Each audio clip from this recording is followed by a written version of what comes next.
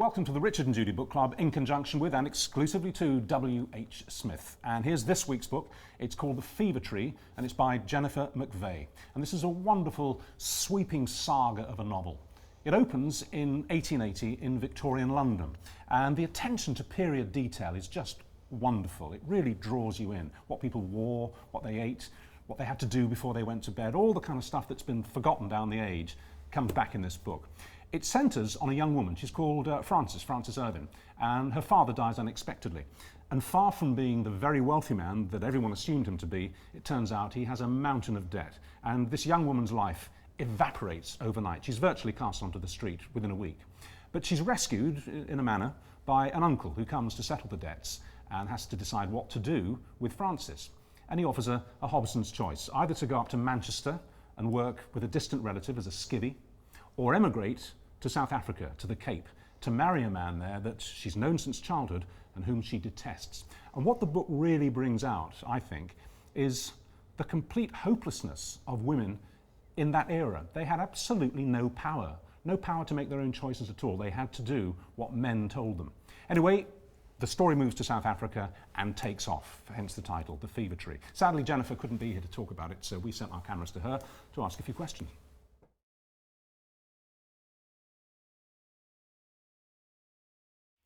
About a year before I started writing The Fever Tree, before I even knew I was going to write a novel, I went to Namibia in southern Africa and had the most extraordinary journey.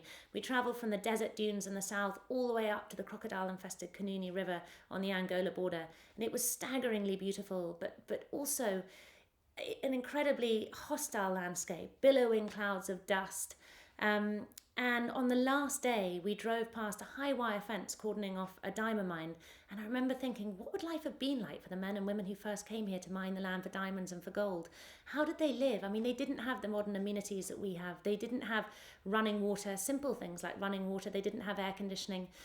And I came back to England with this sort of sense that I'd had an encounter with wilderness, and I somehow wanted to weave that into the pages of a novel.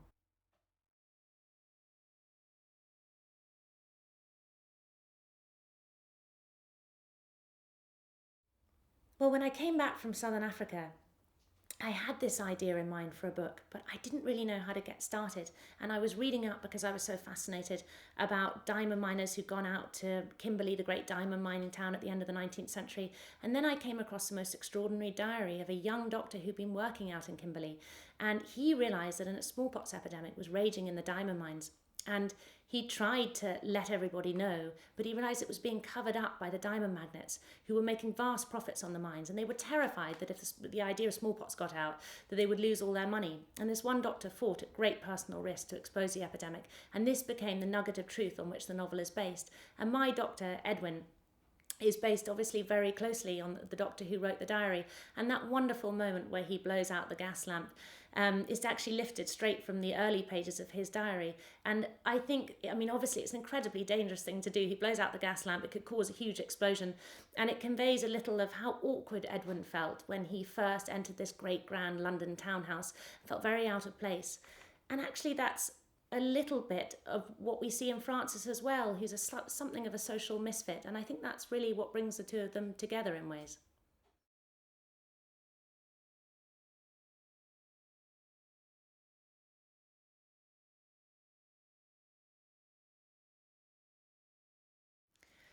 It's really hard for me to imagine, as a working girl in London, what it would have been like to have lived 130 years ago when women had almost no choices at all.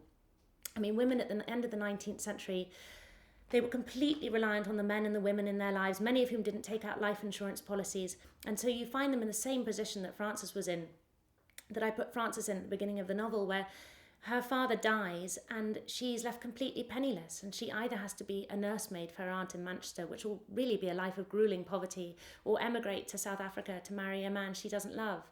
And there were emigration societies that specialised in just this, shipping women out to the colonies because they had no choices.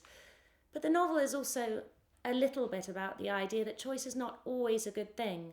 And Frances, I think if she'd been given the choice, she may have stayed in England. She may have stayed in her father's house, and she felt safe there, but she didn't necessarily feel happy.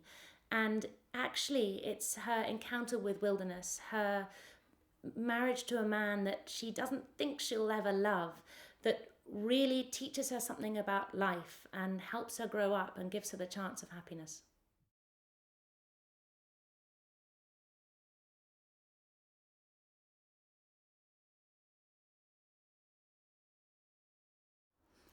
It's almost impossible not to be caught up in the romance and the excitement of the Pioneer. I mean, it was such an exciting time. Men travelled thousands of miles across the interior of South Africa under the burning sun, walking beside the wagons, sleeping under the wagons at night. They had to keep off lions. And it took huge courage, and not just in a physical sense, but many of them didn't make their fortunes on the mines and they'd have to walk all the way home again. And so I am full of admiration, but there was also a moral degeneracy that crept in that is impossible to avoid when you're talking about the pioneers. And it's interesting, I think my character William actually embodies both of those things. He is an irresistibly attractive man. It's almost impossible not to like him. And yet he makes some very wrong choices and he lacks any kind of moral backbone. And that's really the two sides of the coin. You are sort of swept up in the romance of it, but you're also aware that it leaves a very nasty taste in your mouth. Thank you, Jennifer. Very eloquent, just like your book is. By the way, if you get the book from WHSmith, and only WHSmith, you get loads of extra material in the back. There's a question and answer session between Judy and I and the author here in print.